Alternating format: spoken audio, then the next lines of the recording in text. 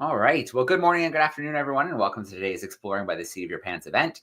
My name is Joe Grabowski, and I'll be your host for today. This week, we are celebrating World Ocean Week with a whole series of live events in partnership with the Explorers Club, based out of New York, but with chapters all over the world. This week, we are connecting with scientists and researchers, explorers and conservationists who have dedicated their lives and careers to exploring our blue planet, protecting incredible species, and then bringing the power and amazingness of our ocean live into our homes and classrooms and things like that. So if you head to exploringbytheseat.com, you can find all of our Ocean Week events either under lesson page or there's an event page specifically for those as well. Tune in live, catch the recordings, whatever works best for your classroom. In fact, there's so many ocean events, they've spilled into next week. There'll be more events there as well you can check out and tune into. So our favorite thing to do is always to go out into the field. Whenever we can go into the field and bring cool stuff into classrooms, we love doing it. And we are going to do that today with Roxanne Beltran. So Roxanne is an assistant professor and an Explorers Club 50 honoree with the Explorers Club. She and her team attach electronic instruments to elephant seals to explore predator-prey interactions in the open ocean. Because once they head out into the water, we lose them. We don't know what they're doing when they leave the beach. And that's where we're going to have our live event from today. The Año Nuevo Coast Preserve in California. Roxanne is standing by. Let's grab her and bring her in. Hey, Roxanne. Good morning, Joe. Great to see you. Thanks so much for hanging out with us today. Thanks for coming to the beach. It's pretty loud here with seals, so hopefully you can hear me okay. That's the way we like it. We already have a great group of classrooms saying hi in the chat. We've got Miss Coburn's crew from Hamilton, Ontario. We've got elementary virtual school in Ontario hanging out with us. Fifth graders from Minnesota. We've got Miss Reed's crew in Arnprior. We've got Nova Scotia. We've got Greeley Middle School in Maine. And I'm sure we'll have lots more classrooms saying hi soon. But for now, Roxanne, let's explore the beach and learn a little bit about you and those amazing elephant seals. That sounds great. Thanks so much, Joe. And hi and welcome, everybody. I am so excited to have you here. We are on the beach of California in Año Nuevo, which is just about an hour drive south of San Francisco, if you know where that is. Right here, you see the Northeast Pacific Ocean, and that ocean is home to many, many, many elephant seals. There are about 350,000 elephant seals in the world, and we're lucky on this beach where I am to have about 10,000 seals call this their home. So before I get too into what I do, who I am, and the research that we're working on, I want to show you a little bit of the seals, and I want you to see two things. One thing is how many seals there are, and the second, see if you can see any numbers on the sides of the seals. So let me turn my camera around and I'll get you a nice view of some elephant seals. So there you can see a big group. There's probably about 200 elephant seals in that group, and you'll probably notice some of them are lighter blonde and some of them are darker gray. And I'll talk a little bit about that in a second, but we're actually in the molting season right now. So for those of you who have cats or dogs, you know they get fur on your clothes, they shed all the time. Seals are the same, but instead of shedding throughout the year, they come onto the beaches and shed their whole fur coat all at once. It peels off, and that happens in the span of about 2 weeks. Now I'm going to come over here a little bit, and you can see the seal in front of me is expressing her opinions. The seal behind her that just picked his head up and is about to move, go ahead and put into the chat if you think you see a number on the side of that seal. Hopefully you can see it. So that is an adult female. She's about 6 years old.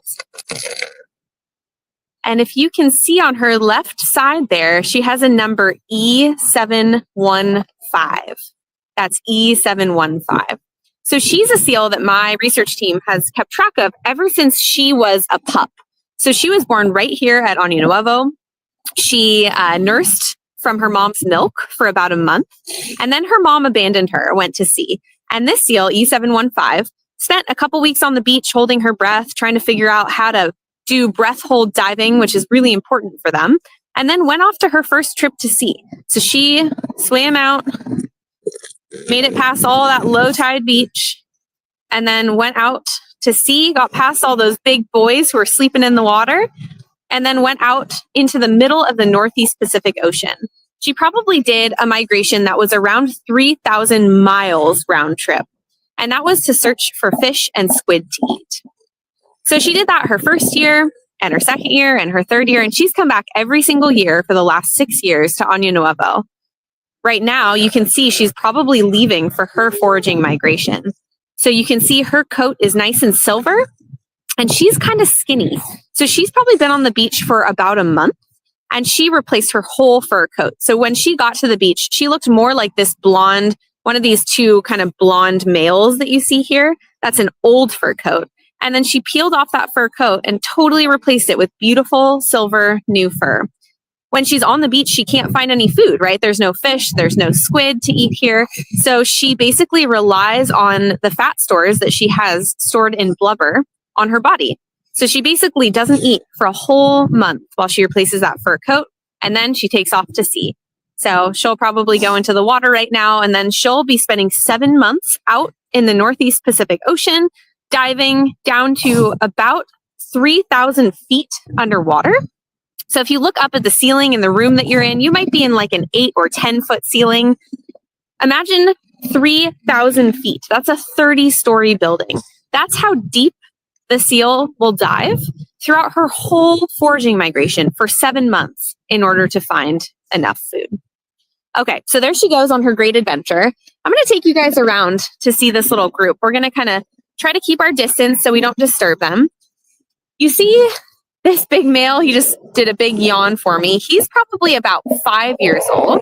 And then this little seal that I'm going to show you is about 1 year old. And you can see, based on the color of this seal's coat, that it has also finished molting. So we have that nice silvery coat. And I'm just going to take you guys around this group so you can see how different the seals look from each other. If you look really, really closely, this brown male right here has another mark on his side. Looks like it's H522. And I'll kind of take you along this group. So you might be wondering why some of the seals have marks on their side. And the long story short is that we like to keep track of individual animals. Some of our research focuses on how individual seals are really different, and what that means for how successful they are. And so when they're pups, when they're young of the year, about 30 or 40 days old, we give them flipper tags. And I'm going to zoom in here. Do you see this male backing up towards me right before this little guy? If you look at the left flipper, you'll probably see a little bit of bling, a little green plastic. And that is what we call a flipper tag. That seal has 2 flipper tags. I'm going to get quiet for a second and see if I can get a little closer.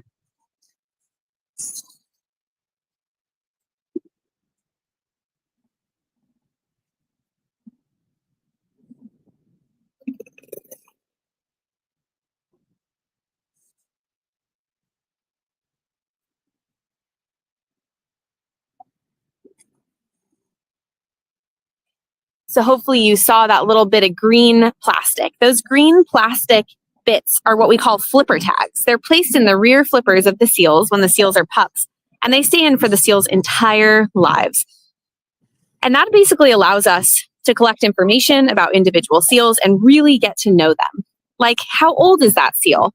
Well, if it was born in 2020 and we're now in 2025, that seal would be 5 years old.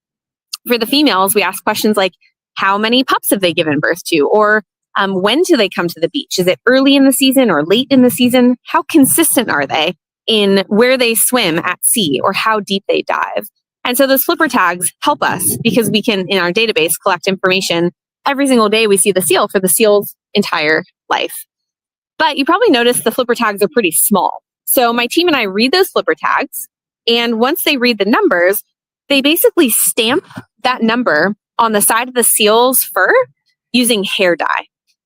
So we take, $6 hair dye from like CVS or Rite Aid or the grocery store, And then we draw it on a little wooden stamper, and we carefully stamp the seals when they're asleep. And that allows us to see much bigger numbers on the side of the seals and keep track of individual seals much easier. The problem, of course, as you might have guessed, is that they shed their fur every single year. And that means every single year we have to add a new dye mark to the sides of the seals. Okay, I'm going to zoom over here a little bit so you can see some buoys in the process of molting. So do you see this buoy on the left? If you look at his face, you'll see it's molting. You can see his brown fur is peeling off, and the silver fur can be seen underneath. These two buoys on the right, you can see they still have their old brown coat, and so they're about to start molting. You can also probably notice that they're a lot fatter than the seal E715 that I showed you earlier, who had finished molting and had been on the beach for much longer. So you can kind of tell how long they've been on the beach and where they're at in their molting process based on how fat they are and what color their fur is. So this group that I'm showing you guys is a lot of what we call subadult males. So a lot of 5-year-olds, 6-year-olds, 7-year-olds. When they get to be about 10 years old, they start to become alpha males. And during the breeding season, they can actually hold harems, which are basically groups of females that they can mate with. So there's this whole cycle where the seals come to the beach for the molt, then they leave to go to sea, and then they come back for the breeding season, and then they leave to go to sea again. So they have 2 migrations per year. And Joe mentioned one of our really big research questions is where the seals go when they're at sea. Because you can see right now, I can see all the individual seals. I can tell if they're male or female, get a lot of information about when they got here. But what I don't know is where they were during their migrations. I don't know where they were swimming to, how deep they were diving. I don't know anything about how many fish they caught. And so what we do for a subset of the seals is we actually attach really small devices. Imagine your cell phone, but even smaller. And we glue those devices to the seals. The devices don't impact the seals at all. They cause no harm, doesn't bother the seals at all. And then the seals take those devices out to sea with them. And those devices measure everything from where they are to how deep they're diving to what they're eating.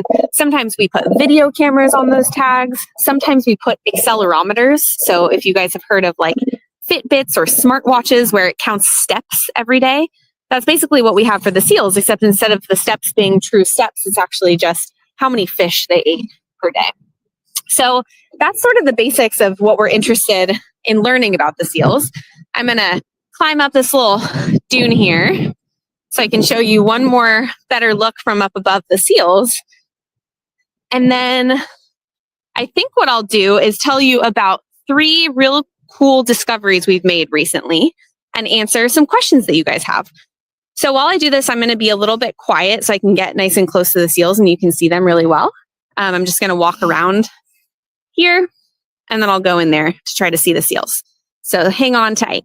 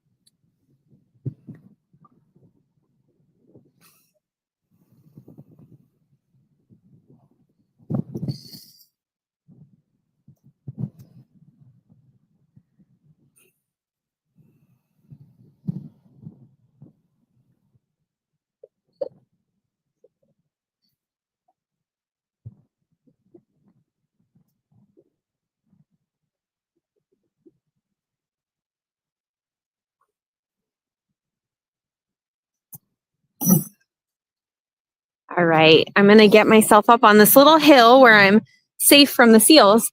And then I'll tell you guys about some of the most exciting research discoveries we've been able to make over these last couple of years. So one of the things that we've been really excited about is basically partnering the seals to tell us about ocean health. So we want to know not only what's happening in the open ocean, like which fish and squid are out there and how things are changing across years, but also about how the different animal species in the open ocean interact with each other. So what are the seals eating? Are those things available every year? Or if not, is the ocean changing? And so one of the really cool papers that we've been working on recently basically showed us that the seals gain a ton of body mass. So to give you a sense, you remember E715, that first seal I showed you? She's probably around 300 kilograms, which is somewhere around like 700 pounds. So if you're, 100 pounds, that's like 7 of you to make up a single seal. When they go to sea, they gain about 150 kilograms, which is somewhere around 500 pounds. So imagine putting on 500 pounds during a foraging trip in 7 months. It's like 1 or 2 pounds per day. So the seals are gaining a lot of mass. And the way that they're doing that is they're finding fish and squid out in the open ocean. They have these incredible whiskers on their face. If I can find in my pocket, here we go. I found you guys a whisker on the beach. Hopefully you can see that. So this is a whisker that was on a seal's face. A little out of focus. And these whiskers, this kind of group of whiskers on the face, basically helps the seals find food. Imagine like if you're swimming in the ocean and you close your eyes, can you find something moving in the pool? Probably not, because we don't have whiskers on our faces. But the seals have these incredible whisker beds, and they can actually sense when individual fishes move. And so the seals, we found, have those whiskers in order to find food. When they find more food, they gain more mass. And when they gain more mass during their foraging trips, they're more likely to give birth successfully to pups every year, which is amazing. So we've been able to learn a lot about not only what they're doing out there, but also how the health of the ocean is changing. We found that some years are really good in terms of ocean health, and some years are less good in terms of ocean health. And we've been able to provide information to people who are trying to conserve and protect the ocean through management strategies to let them know what a good year and a bad year looks like for the seals.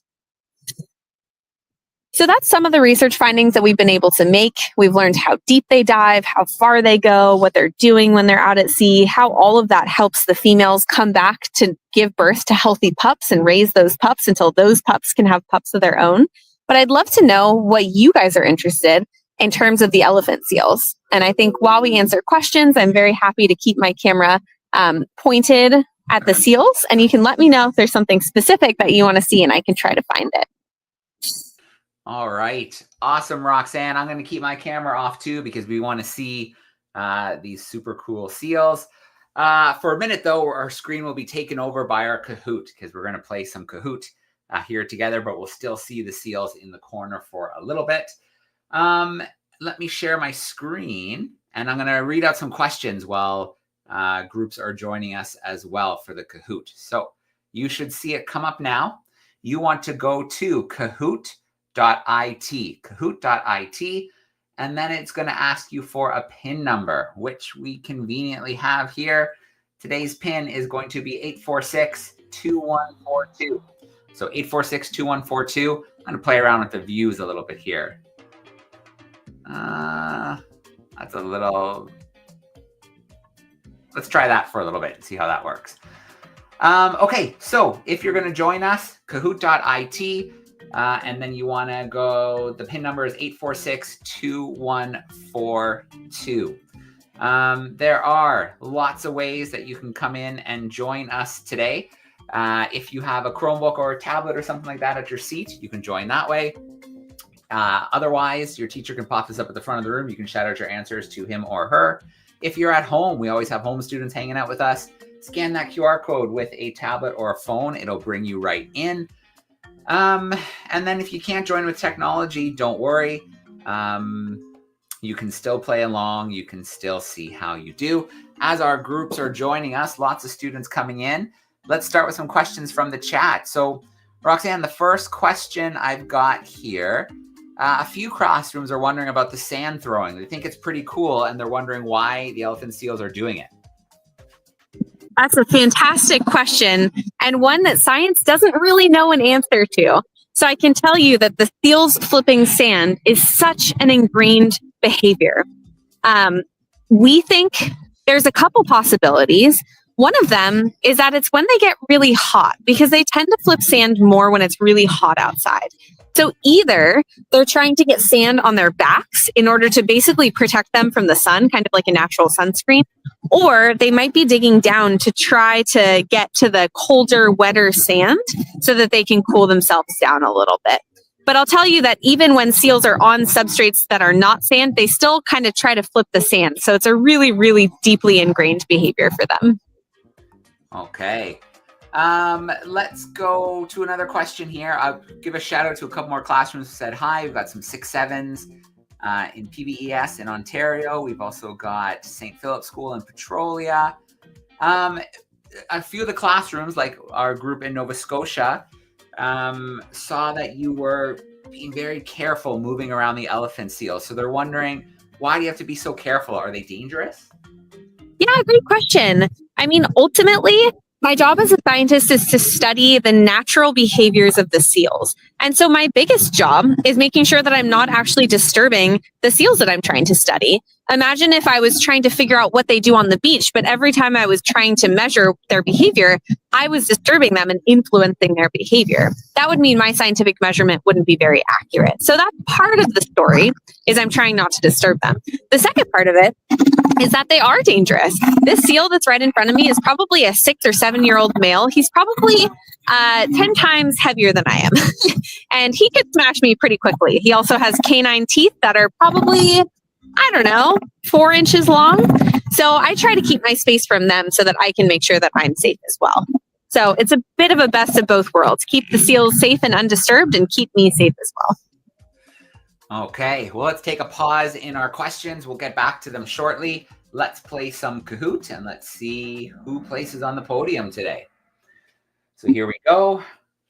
You'll have a 3-second count in. We've got multiple choice, true or false. The quicker you put the right answer in, the more points you're going to get. So first of all, a nice warm up. Where's Roxanne joining us from today? Is it Florida, Illinois, California, or Maine? So where is Roxanne joining us from today? Florida, Illinois, California, or in Maine? Got about 3 seconds left on the clock.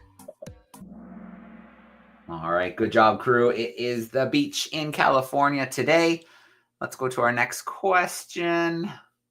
The swift bear is in first place, but the rational seal is in second place. So let's see what happens. True or false? Elephant seals shed their fur coats 4 times a year. True or false? Elephant seals shed their fur coats 4 times a year. Is that true or is that false? We definitely talked about it. Was it 4 times a year or maybe something less? All right, good job, crew. That is false. It's 1 time a year, and then they're spending up to 7 months out in the ocean, gaining a ton of weight from all that tasty squid and fish and other things they're able to catch. The smart pigeon still in first place. We go to another multiple choice. Elephant seals can dive to about, was it 2,000 feet, 3,000 feet, 4,000 feet, or 6,000 feet? So elephant seals can dive to about 2,000, 3,000, 4,000, or 6,000 feet.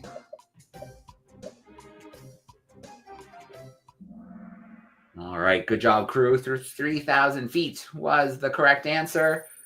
The tropical horse stealing first place. We've got one more question to go. True or false action? Flipper tags stay in the seals for their entire life. So we know they go on the back fin, but do they stay there for the entire life? Is it true or false that they're there for the lifespan of the seal? Is that true or is that false? You have 6 more seconds. lock it in, then we'll take a look at our podium.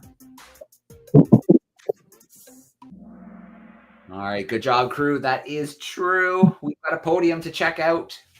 In third place, we've got the Amusing Stable. In second place, the Tropical Horse. And holding down the top spot today, the Charming Zebra. All right, very cool. Well, thanks for playing some Kahoot with us, classes. We'll get the elephant seals full screen again. And let's get right back into more Q&A with Roxanne. So our next question, this is from our group in Maine, are wondering which seal is usually the biggest or oldest on the beach? That is a great question, and it depends on the time of year.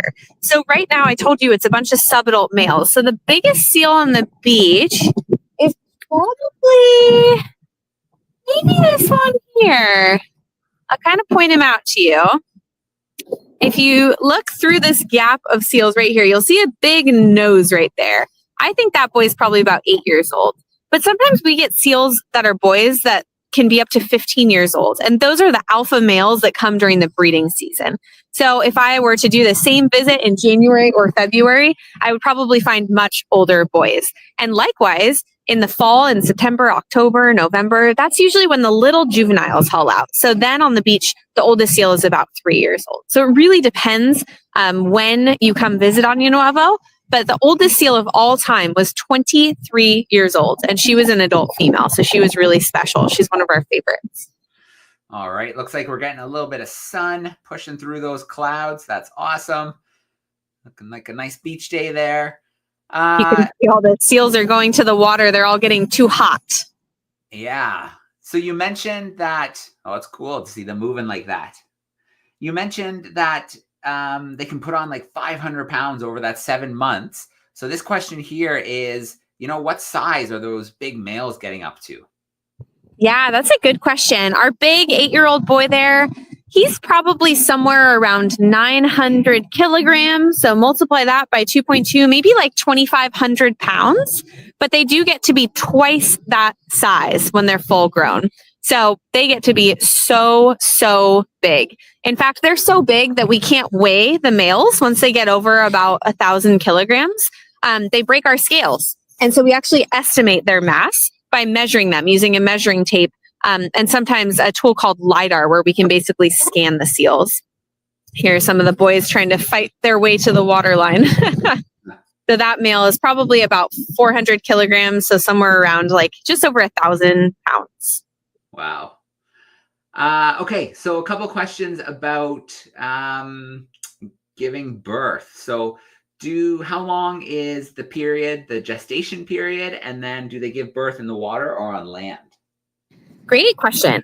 The gestation period of elephant seals is about 10 months, so pretty similar to a human, and they give birth on land. So they haul out onto the beaches here. The adult females then rest for usually about 3 to 5 days, and then they give birth right after that. Then they nurse their pups for about a month, and then they go back to sea. Okay. Miss Coburn's crew in Hamilton, they're wondering, what are some ways to quickly tell the difference between males and females? Great question. So one of them is size. The boys are a lot bigger than the females. But the other way that you can tell is that the boys have a little hole on their bellies, which is where their penile opening is. And so if you look at the belly of a seal, I can show you a male right now, and then I'll show you a female. So this is a male. You can see his little opening right there. And then over here, see what we have. Oh, that's also a male. These are all boys, which you can see they're all really big. So that's one of the ways we can tell. The other way is the boys grow these noses, these long noses. And you can see these guys are starting to develop that nose. So like you can see it's this one here is getting a little bit droopy. Same this one here. Whereas this is a female, this silvery girl right here in the middle. And you can see she doesn't have a long nose. So that's the difference there. You can kind of see a nice side by side of the nose. He's a little bit bigger and he's got a slightly longer nose relative to the female. Okay. Let's see. So our group at Peel Virtual Elementary School would like to know what happens if they don't gain enough weight while they're out hunting. Great question. While I'm here, I'm going to show you guys a nice green flipper tag, presenting the perfect opportunity for me. So the question is about what if they don't gain enough weight? We're still trying to figure out the answer to that question. We know for sure if they don't gain enough weight that the females will skip producing a pup that year. It's called skip breeding. So instead of producing one pup every single year, they'll maybe produce a pup every other year or something like that. But we also think if they don't find enough food, they might also not survive. That's one of the things we're trying to figure out with the really advanced devices that we're gluing to the seals. Because when they don't come back, we don't know why they died. We don't know if they didn't find enough food or if they ran into a shark or an orca that may have eaten them. So it's one of our active research questions, is exactly what it is that makes the seals not come back from their foraging trips to sea. Okay. So are elephant seals, are they territorial? Do they ever fight with each other? Oh yeah, you can see this one right here. Does not love that I'm in his territory. They do fight each other, mostly during the breeding season. But if you look at the back of this harem right now, you can see there's two males kind of sparring it out in the very, very back. That's more of a practice situation because it's not the breeding season and none of the females are receptive to breeding and getting pregnant. But they do practice throughout the year to make sure that they kind of keep fresh and they know how to fight and how to win those fights. So it's usually territorial for females, but sometimes they get a little cranky if other boys take their space. Here's a little fight happening right here. So this big silver boy just beat that brown boy. And if you keep washing them, they'll probably interact a little bit more. You can see that nose on that brown seal. Silver seal is not happy that brown seal is in the harem. And brown seal will understand his rank and back up out of the way. All right, very cool. Let's see, what else do we have here? A few questions here about, here's one about the fins. You just showed us that close-up fin. It looked like it was divided into different sections. This group thinks 4. So they're wondering why the fins are divided into sections on the back. Wow, very good observation. You are correct. They're basically like our hands, right? So we have 5 fingers, which means there's 4 gaps. And we actually use so there's 4 gaps on the right flipper and 4 gaps on the left flipper. And we use all 8 of those options. So each seal will get 2 flipper tags, 1 in each flipper, and it'll go in any of the digits. The reason we do that is because if we get like a partial observation of a flipper tag, like I can show you guys a mark that's here. If you look on this silver seal right there, you'll see K070. And so that seal has a green tag that says on it K070. And if we saw, let's say like K07, but we couldn't read the last digit, we could use where the flipper tag is on the flipper to narrow it down. So that's one of the tools that we use to identify individual seals, which is pretty cool. All right. We know that the males fight. Are the females pretty peaceful or do they disagree sometimes? Great question. I think they're pretty peaceful mostly, especially during the molt. They really do form these big groups and they don't mind being in really close proximity to one another. But as soon as the females give birth to a pup, they are ferocious. They really want to keep their pup with them. And so if any female comes into their sort of little territory right around their pup, they can get pretty cranky and aggressive towards each other. So it really depends on the season. And it depends kind of how invested the mom is in that pup. Okay. The elephant seals, do they get that name because of those distinct noses on the males? What age do they start to grow and can they inflate them? Yeah, they sure do. They can inflate them. We actually don't know why they have their noses. Some people think it's what we call a secondary sexual characteristic, something that makes the females a little bit more interested in them. Some people think that when the males vocalize, they actually increase the volume of their call by having that inflated nose. You can see this seal here is probably about 6 years old, and you can see his nose just got long enough to touch the ground. That officially brings him into subadult 1 age class, whereas something like this male, who's probably like, I don't know, 3 years old, is still a juvenile. And so around age 4, they start to develop that nose. You can see this male that's partially molted here is starting to grow a nose, but it isn't yet touching the ground. I can find you guys a slightly better nose. Oh, here's a nice dye mark I can zoom up for you guys on.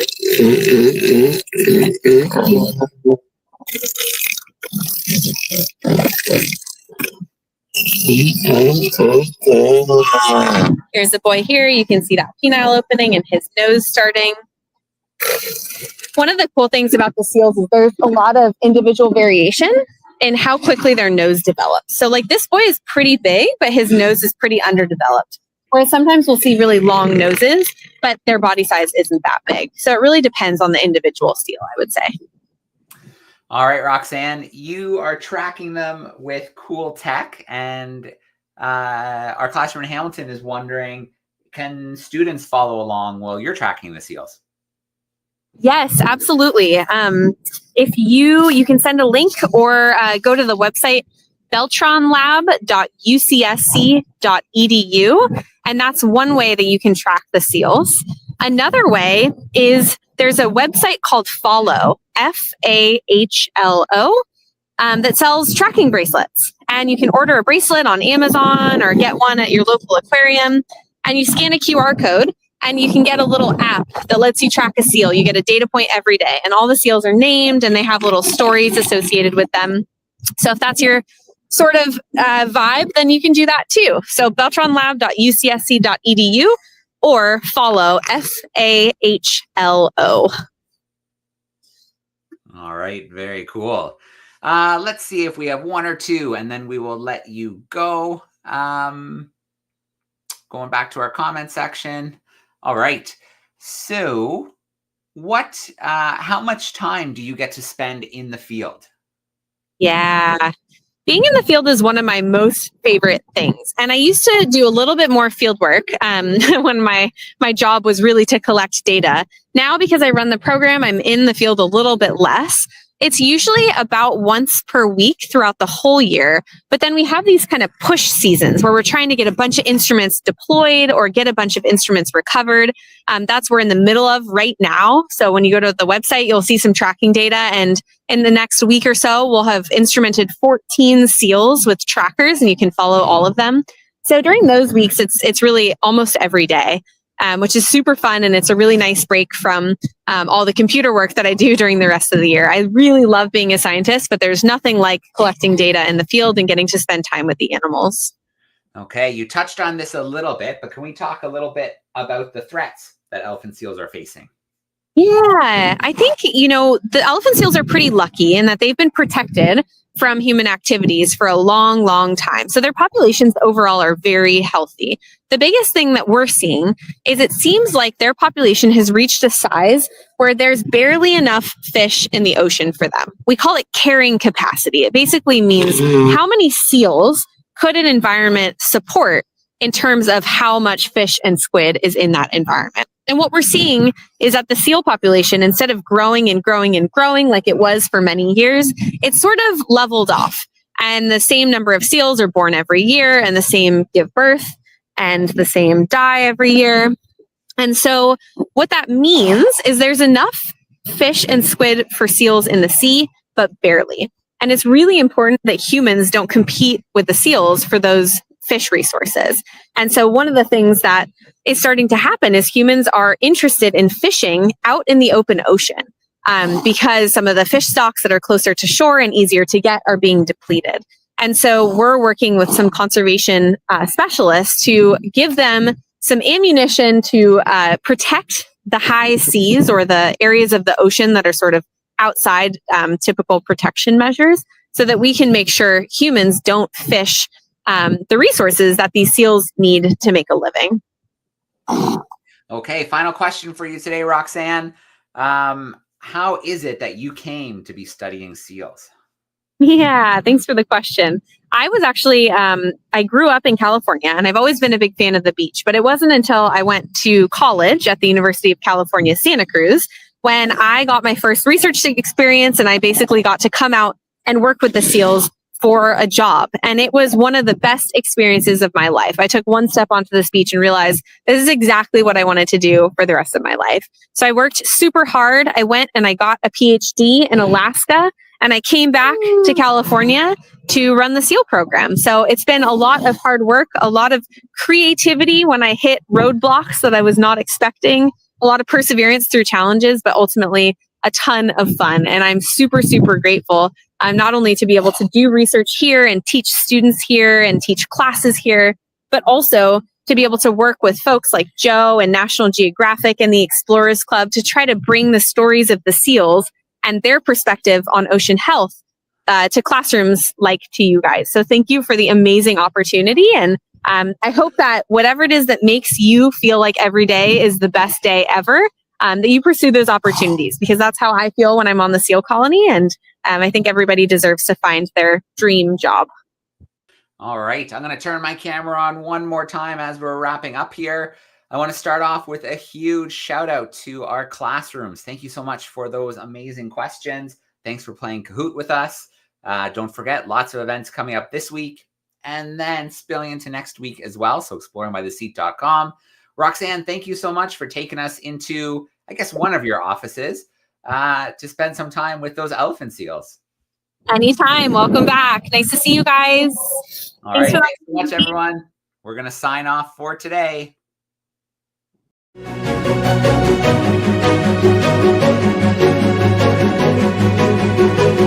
you.